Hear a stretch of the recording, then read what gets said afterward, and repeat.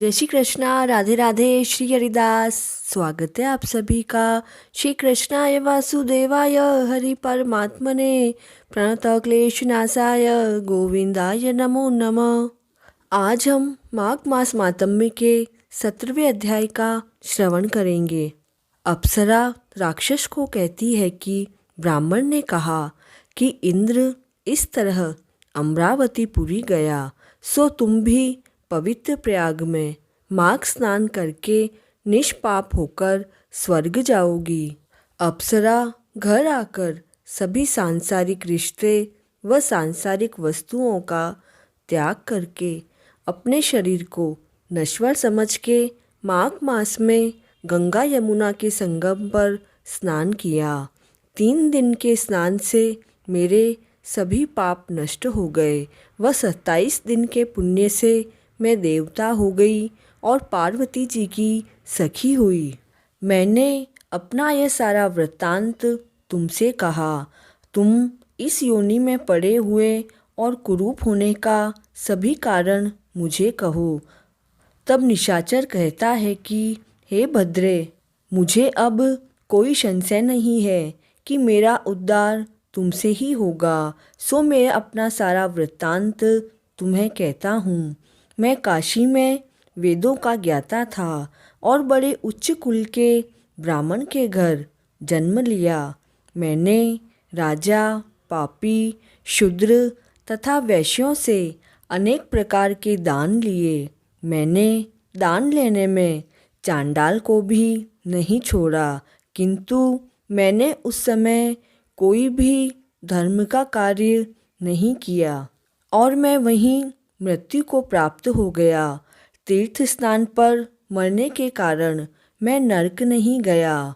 पहले 2 बार गिद्ध योनि में, 3 बार व्याघ्र योनि में और 2 बार सर्प योनि में, 1 बार उल्लू की योनि में और अब 10वीं बार राक्षस हुआ और 75,000 वर्ष से इस योनि में हूँ। इस स्थान को 3 योजन तक मैंने जंतुहीन कर दिया। इस कारण मेरा मन अत्यंत दुखी है।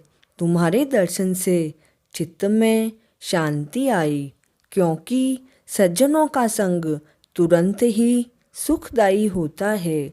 मैंने अपने दुख के सारा कारण आपसे कहा और सज्जन लोग सदैव दूसरों के दुखों से दुखी होते हैं। अब यह बताओ, इस दुख रूप समुद्र को मैं कैसे पार कर सकता हूँ?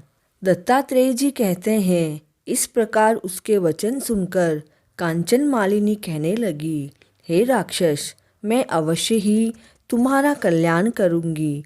मैंने यह दृढ़ प्रतिज्ञा की है कि तुम्हारी मुक्ति के लिए मैं अवश्य प्रयत्न करूँगी। मैंने बहुत बार माघ स्नान किया है। वेद जानने वाले ऋषियों ने दुखी को दान देने की सदैव प्रशंसा की है। प्रयाग में माघ स्नान करने का 1 बार का फल मैं तुम्हें देती हूँ। उसी से तुम्हें स्वर्ग प्राप्त होगा और उसके अनुभव का फल मैं तुम्हें कह चुकी हूँ। तब उस अप्सरा ने अपने गीले वस्त्र का जल निचोड़कर जल को हाथ में लेकर माघ स्नान के फल को उस राक्षस को दिया। उसी समय पुण्य प्राप्त करके वह राक्षसी शरीर को छोड़कर तेज में सूर्य के समान देवता रूप हो गया।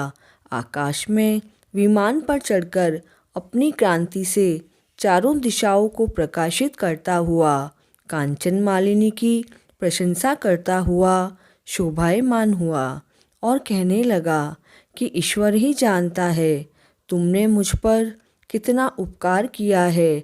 अब कृपया करके कुछ भिक्षा दो, जिससे मैं कभी पाप ना करूं। तब कांचन मालिनी ने कहा कि सदैव धर्म की सेवा करो, काम रूपी शत्रु को जीतो, दूसरों के गुण तथा दोषों का वर्णन मत करो, शिव और वासुदेव का पूजन करो, इस देह का मोह मत करो, पत्नी, पुत्र, धन आदि की ममता त्यागो, सत्य बोलो, वैराग्य भाव धारण करके योगी बनो। मैंने तुमसे यह सभी धर्म के लक्षण कहे हैं। अब तुम देवता रूप होकर शीघ्र ही स्वर्ग को जाओ। दत्तात्रेय जी कहने लगे। इस तरह गंधर्वों से सेवित वह राक्षस कांचन मालिनी को नमस्कार करके स्वर्ग गया और देव कन्याओं ने वहां आकर कांचन मालिनी पर पुष्पों की वर्षा की और प्रेम पूर्वक कहा, हे भद्रे, तुमने राक्षस का उद्धार किया। इस दुष्ट के डर से कोई भी इस वन में नहीं जाता था। अब हम निडर होकर यहाँ विचरेंगे। इस तरह कांचन मालिनी उस राक्षस का उद्धार करके प्रेम पूर्वक देव कन्याओं से क्रीड़ा करते हुए शिवलोक को गई।